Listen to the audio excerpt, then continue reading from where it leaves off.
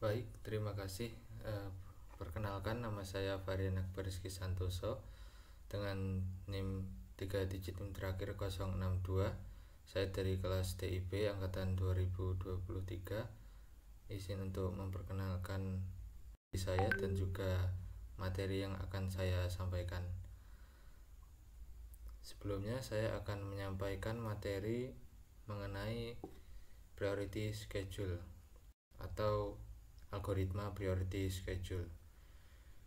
Pada PPT ini kita akan membahas 3 poin utama, yaitu definisi, perhitungan, dan contoh-contoh implementasinya. Nah, di sini kita akan melihat apa saja yang akan kita bahas nanti pada PPT.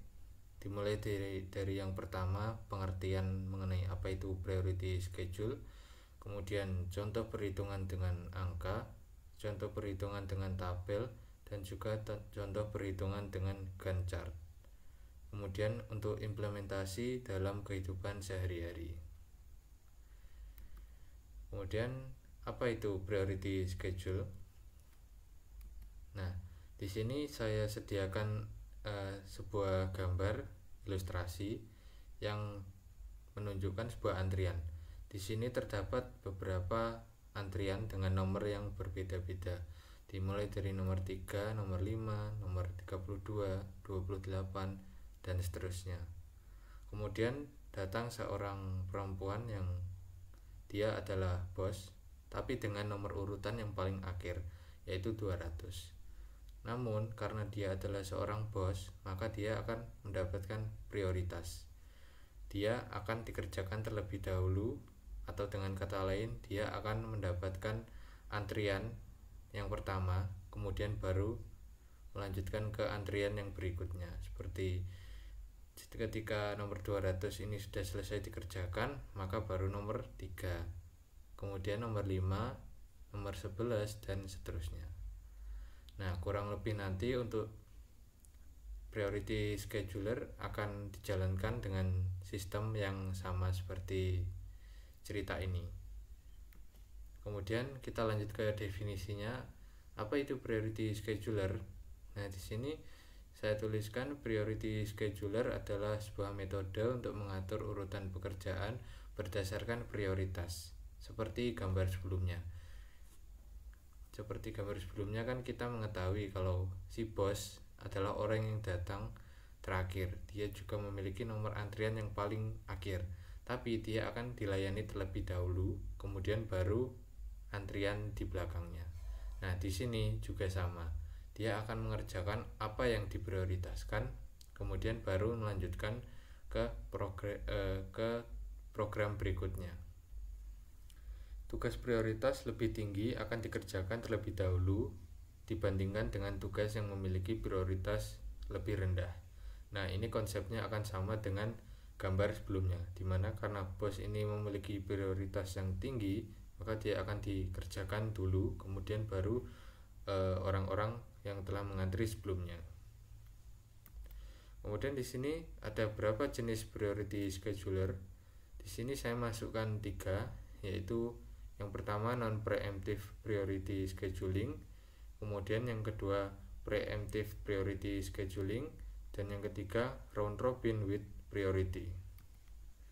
Kemudian di sini apa itu non-preemptive priority scheduling? Nah, jadi pada non-preemptive ini adalah sebuah algoritma proses yang memiliki prioritas yang tertinggi akan dieksekusi terlebih dahulu.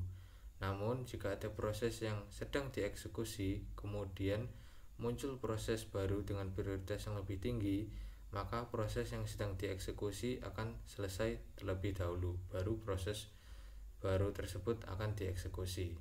Nah, jadi untuk gampangnya di sini misalkan ada 2 buah proses, proses A dan proses B. Nah, proses A ini dikerjakan duluan oleh sistem. Kemudian muncul lagi proses C. Jadi nanti akan ada 3 proses, yaitu proses A, proses B, dan proses C.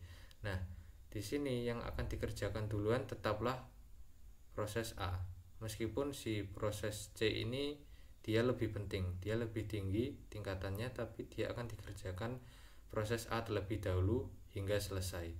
Kemudian ketika proses A sudah selesai hingga akhir, nanti akan dilanjutkan ke proses C yang memiliki tingkatan lebih tinggi daripada proses B. Kemudian baru ketika proses C sudah selesai, maka akan dilanjutkan ke proses B. Dengan kata lain, untuk non preemptive ini dia tidak bisa diganggu. Jadi ketika sedang melakukan suatu proses atau suatu tugas, maka dia akan menyelesaikan dahulu tugas itu, kemudian baru mengerjakan tugas lainnya, dan juga tidak akan mempertimbangkan atau tidak akan melihat prioritinya. Kemudian lanjut ke bagaimana dengan preemptive priority scheduling, apakah sama dengan poin sebelumnya? Nah, jika sebelumnya itu adalah non preemptive, maka sekarang adalah kebalikannya, yaitu preemptive priority. Di sini saya tuliskan pada jenis preemptive priority scheduling ini, proses memiliki prioritas tinggi akan dieksekusi terlebih dahulu. Namun jika ada proses yang sedang dieksekusi dan kemudian muncul proses baru dengan prioritas yang lebih tinggi, proses yang sedang dieksekusi akan dihentikan dan proses baru tersebut akan dieksekusi terlebih dahulu. Jadi ini konsepnya berbalikan dengan proses sebelumnya. Pada preemptive priority ini akan mempertimbangkan tingkatan proses yang lebih tinggi. Jadi semisal ada seseorang yang dia sedang mengerjakan tugas, kemudian dia mendapatkan perintah untuk mengambil sebuah buku di ruang tamu, maka dia akan meninggalkan tugasnya dan akan mengambil buku yang ada di ruang tamu, kemudian menyelesaikannya. Setelah selesai mengambil buku, dia nanti akan kembali untuk mengerjakan tugas yang dia kerjakan sebelumnya. Dengan kata lain, untuk preemptive ini dia bisa meninggalkan pekerjaan yang sebelumnya, yang sedang dia lakukan sebelumnya, kemudian dilanjutkan ke pekerjaan yang tingkat prioritasnya lebih tinggi. Jika di non preemptive itu dia tidak bisa diganggu sama sekali, maka di preemptive ini dia lebih fleksibel. Dia bisa melihat tingkatan proses yang lebih tinggi ataupun proses yang lebih rendah, kemudian akan mengerjakan proses yang lebih tinggi terlebih dahulu. Kemudian apakah masih ada jenis yang lain? Tentunya ada, yaitu round robin with priority. Jadi pada algoritma ini, proses yang memiliki prioritas tertinggi akan dieksekusi terlebih dahulu.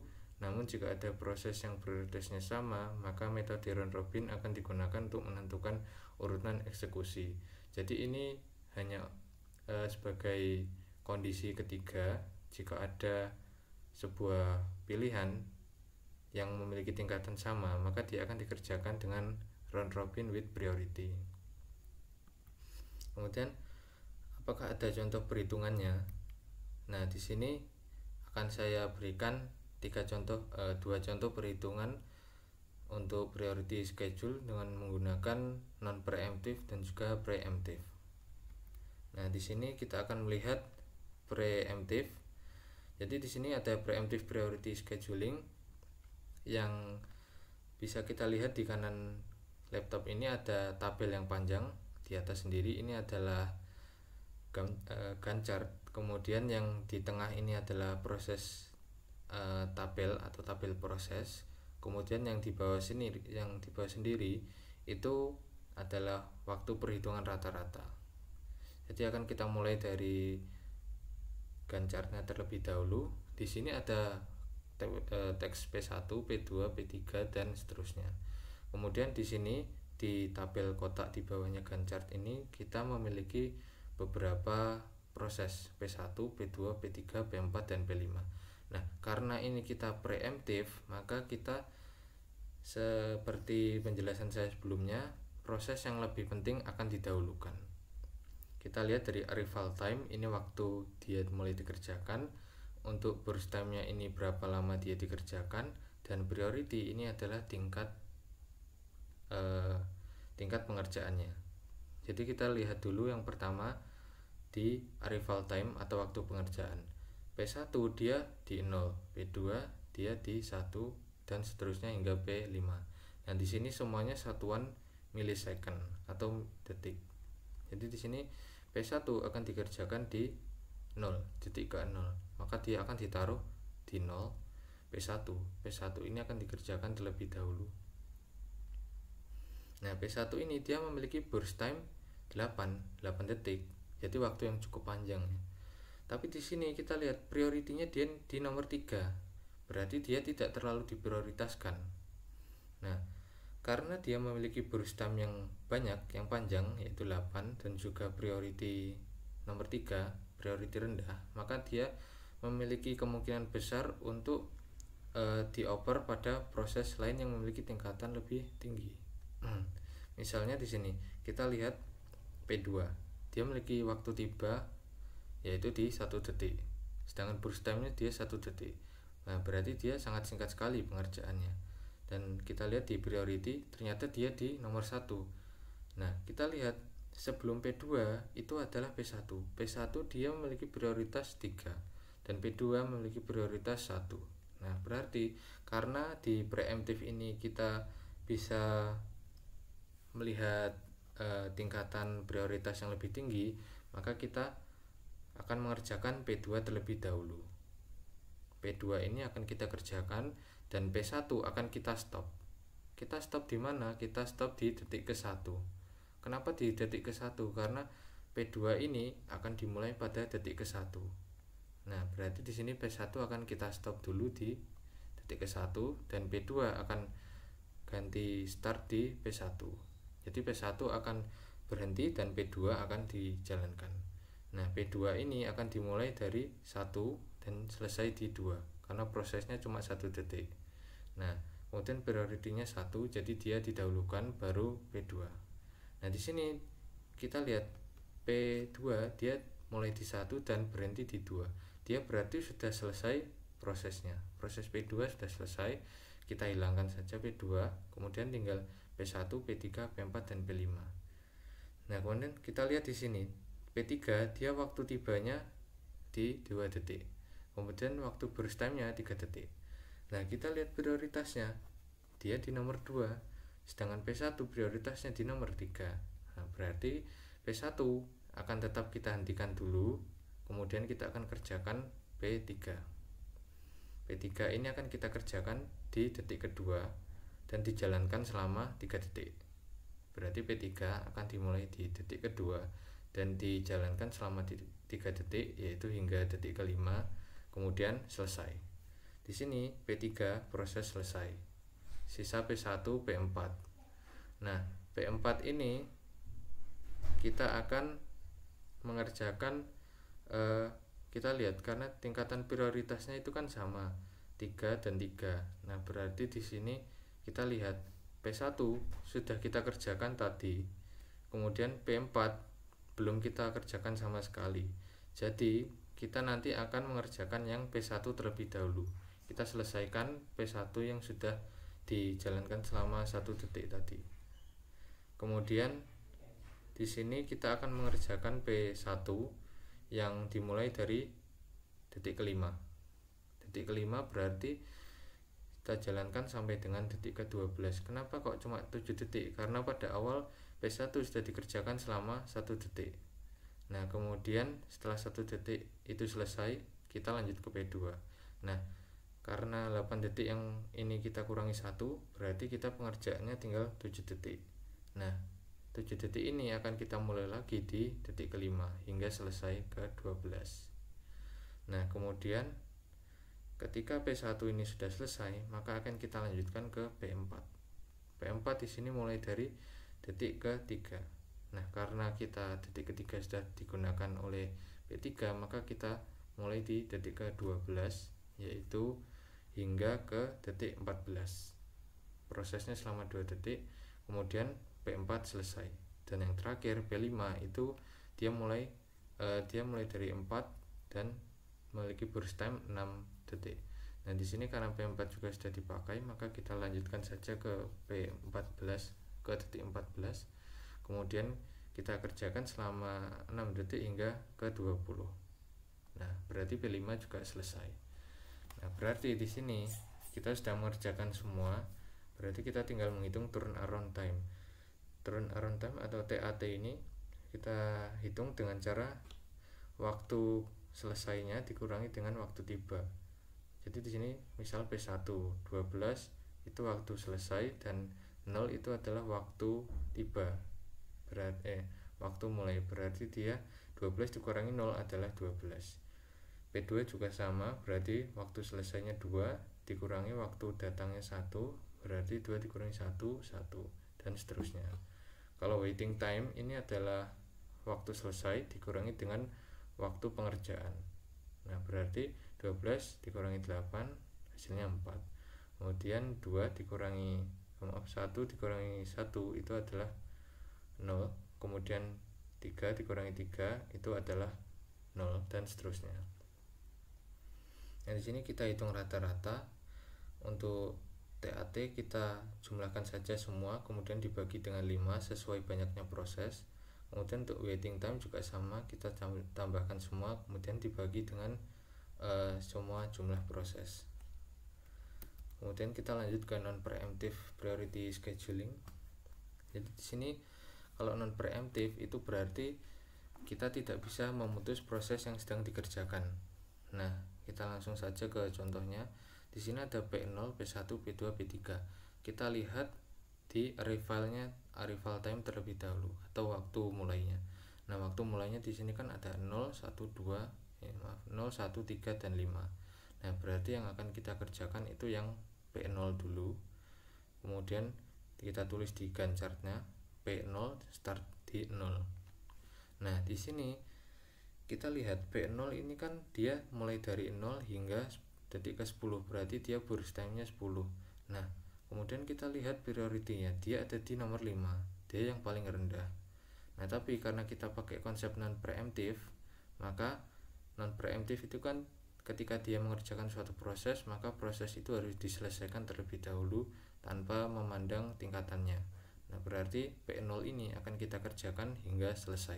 Dengan kata lain, P0 akan kita kerjakan selama 10 detik. Jadi P0 start dari 0 hingga 10. Kemudian selesailah P0. Kemudian kita lihat tinggal P1, P2, P3. P1 ini kan dia ada nomor 4 prioritinya, kemudian nomor 2 dan juga nomor 0. Nah, berarti kita akan mengerjakan yang P3 dulu karena dia priority yang 0 atau yang paling atas. Priority P3 dimulai dari detik ke 10, yaitu setelah P0 selesai dijalankan. Kemudian dia memiliki burst time-nya 4 detik, maka akan dijalankan hingga detik ke 14, kemudian selesai. Nah, kemudian yang dikerjakan selanjutnya yaitu P2, karena dia memiliki prioritas nomor 2, dia dikerjakan selama 2 detik, jadi dia mulai di 14 hingga ke 16. Kemudian yang terakhir priority nomor 4 yaitu P1, dia memiliki burst time 6 detik, maka dia akan dikerjakan dimulai dari P1 yaitu 16 hingga 22, kemudian selesai. Nah, di sini kita juga akan sama cara perhitungannya, yaitu TAT itu adalah waktu totalnya dikurangi dengan waktu dimulainya, yaitu misalnya TAT sama dengan T1 dikurangi T0. T1 di sini adalah waktu burst time-nya, kemudian T0-nya itu adalah waktu tiba. Jadi 10 dikurangi 0 adalah 10, 6 dikurangi 1. 22 dikurangi 1 itu adalah 21, kemudian 16 dikurangi 3, 13, dan seterusnya. Kemudian waiting time itu TAT dikurangi delta T, atau dengan kata lain TAT dikurangi dengan burst time. Di sini TAT-nya 10 dikurangi 10 berarti 0. Kemudian ini 21 dikurangi 6 adalah 15, dan seterusnya. Kemudian kita rata-rata di sini karena ada 4 proses, berarti kita jumlahkan ke 4 proses dibagi dengan 4, hasilnya adalah 13,25. Kemudian yang waiting time-nya kita hitung, kita jumlahkan, kemudian dibagi dengan 4, maka hasilnya adalah 7,75 milisecond. Nah, ini adalah waktu pengerjaan yang lebih bagus dan lebih efisien daripada menggunakan metode lainnya. Begitu juga di bagian ini 8,6 milisecond dan juga 4,6 milisecond itu adalah waktu pengerjaan yang optimal untuk proses waiting time, jadi tidak terlalu berat nanti ketika dikerjakan. Nah, di sini non preemptive priority scheduling untuk contoh perhitungannya kita sudah selesai. Kemudian lanjut ke implementasi priority scheduler dalam kehidupan sehari-hari dan teknologi yang menerapkannya. Kalau di kehidupan sehari-hari kita ambil 3 saja, yaitu manajemen rumah sakit atau mungkin manajemen proyek dan juga manajemen waktu pribadi. Kalau manajemen rumah sakit, ini misalnya di rumah sakit seorang dengan kondisi kritis akan diprioritaskan untuk mendapatkan penanganan daripada pasien yang menderita sakit ringan. Atau ketika di bank misalnya ada nasabah dengan nomor antrian prioritas, dia akan dilayani terlebih dahulu. Kemudian untuk manajemen proyek, dalam proyek pembangunan tugas-tugas kritis seperti penyelesaian struktur utama akan diprioritaskan. Kemudian dalam proyek perangkat lunak, tugas-tugas yang terkait dengan fitur utama akan diprioritaskan. Kemudian di manajemen waktu pribadi itu menggunakan daftar tugas harian dengan prioritas mengerjakan tugas lebih tinggi terlebih dahulu, kemudian menjadwalkan waktu untuk kegiatan penting seperti rapat dan pertemuan lainnya. Kemudian ini adalah ilustrasi dari antrian pada rumah sakit. Pada kasus ini pasien yang menderita penyakit berat harus didahulukan agar segera mendapatkan pertolongan medis yang cepat. Kemudian untuk manajemen proyek, maka tugas kritis seperti penyelesaian struktur dan lain-lain yang sekiranya memerlukan penanganan lebih dahulu harus dikerjakan. Kemudian pada manajemen waktu yang efektif, yaitu misalkan kita membuat to-do list, jadi kita akan tahu apa tugas yang harus pertama kali saya selesaikan, baru setelah itu kita akan mengerjakan program atau tugas lain sekiranya tidak terlalu urgent atau tidak terlalu penting. Kemudian dalam bidang teknologi, implementasi dalam bidang teknologi seperti komputer, sistem operasi dan software. Nah, di sini sistem operasi komputer misalnya menentukan urutan eksekusi program di CPU berdasarkan prioritas, kemudian memberikan prioritas kepada program yang kritis untuk kelancaran sistem. Kemudian pada jaringan komputer mengatur urutan pengiriman data dalam jaringan berdasarkan prioritas, kemudian memberikan prioritas kepada data yang sensitif seperti streaming video atau audio. Kemudian untuk algoritma pencarian seperti memberikan prioritas kepada hasil pencarian yang paling relevan dalam query pengguna atau meningkatkan kecepatan dan akurasi pencarian. Kemudian dalam perangkat lunak atau pengolah kata memberikan prioritas pada tugas-tugas yang penting seperti mengecek ejaan dan tata bahasa, kemudian menggunakan efisiensi dan produktivitas pengguna. Kemudian perangkat lunak antivirus seperti memberikan prioritas kepada pemindaian dan penghapusan virus yang berbahaya, kemudian melindungi komputer dari serangan virus dan malware. Kemudian kita sampai di kesimpulan. Pada priority scheduler ini merupakan alat yang penting untuk mengatur dan mengoptimalkan sumber daya dalam berbagai situasi. Implementasi priority scheduler dapat meningkatkan efisiensi, produktivitas, dan keamanan dalam berbagai aspek kehidupan. Dengan memahami dan menerapkan prinsip-prinsip ini dapat membuat keputusan lebih baik dan mencapai tujuan dengan lebih efektif dan tepat. Terima kasih. Cukup sampai di sini untuk pembahasan priority scheduler. Terima kasih dan assalamualaikum warahmatullahi wabarakatuh.